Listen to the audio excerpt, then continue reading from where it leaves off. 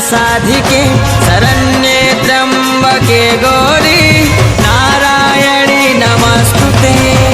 आगच्छेह महादेवी नित्यदर्पणि सुदिनी पूजां गृहण सुमुखी नमस्ते शंकर प्रिये।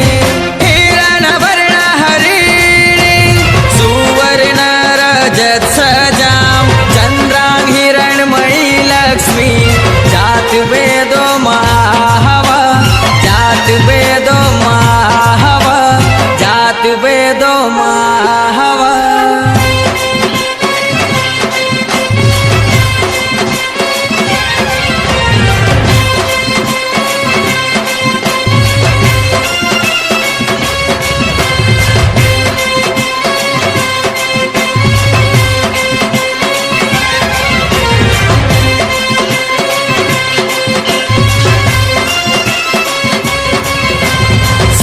स्वरूपिणी हे शिवानी दुख नाशिनी मां।